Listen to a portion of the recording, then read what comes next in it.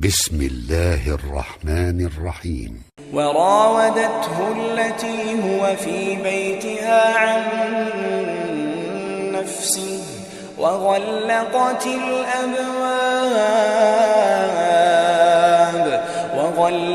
الأبواب وقالت هيت لك قال معاذ الله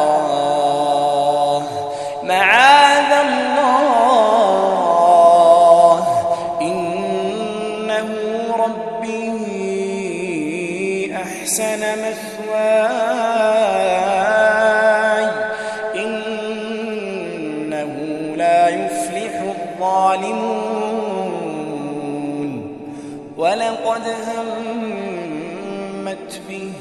وهم بها لولا أن رأى برهان ربه كذلك لنصرف عنه السوء والفحشاء إنه من عبادنا المخلصين واستبق الباب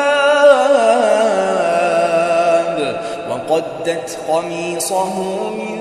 دبر وألف يا سيدها لدى الباب قالت ما جزاء من أراد بأهلك سوءا إلا أن يسجن أو عذاب أليم قال هي راودتني عن نفسي وشهد شاهد من أهلها إن كان قميصه قد من قبل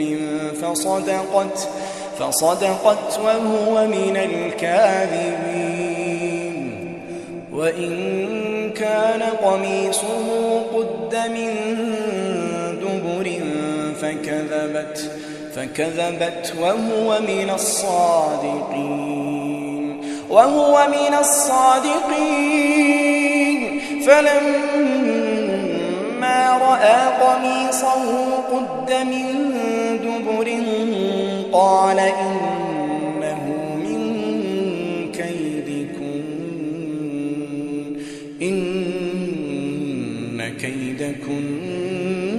عظيم يوسف أعرض عن هذا واستغفري لذنبك إنك كنت من الخاطئين وقال نسوة في المدينة امرأة العزيز تراود فتاها عن نفسه قد شغفها حبا إنا لنراها في ضلال مبين فلما سمعت بمكرهن أرسلت إليهن وأعتدت لهن متكئا وآتت كل واحدة منهن سكينا وقالت اخرج عليهم فلما رأينه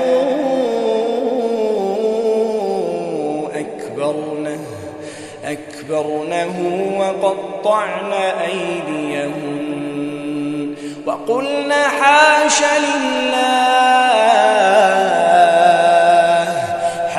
لله ما هذا بشرا إن هذا إلا ملك كريم قالت فذلكن الذي لمتنني فيه ولقد راودته عن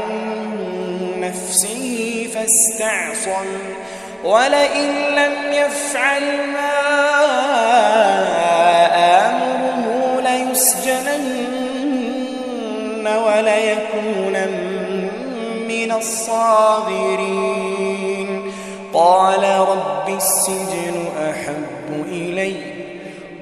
رب السجن أحب إلي مما يدعونني إليه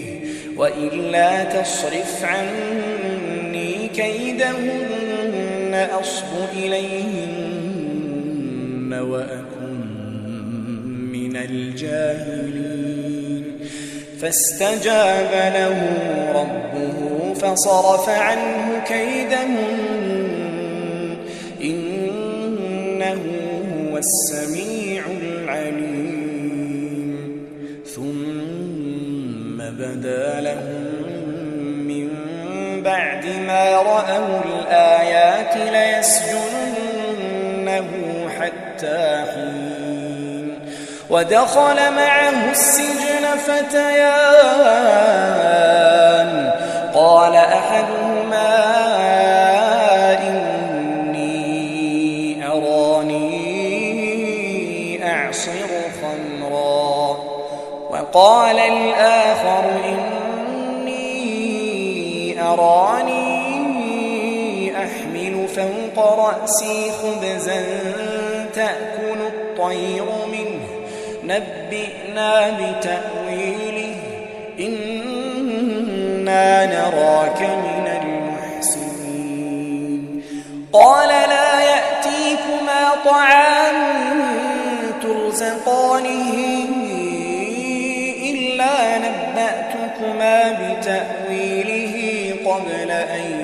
يأتيكما ذلكما مما علمني ربي إني تركت ملة قوم لا يؤمنون بالله وهم بالآخرة هم كافرون واتبعت ملة آبائي إبراهيم وإسحاق ويعقوب ما كان لنا أن نشرك بالله من شيء ذلك من فضل الله علينا وعلى الناس ولكن أكثر الناس لا يشكرون يا صاحبي السجن أأرباب متفرقون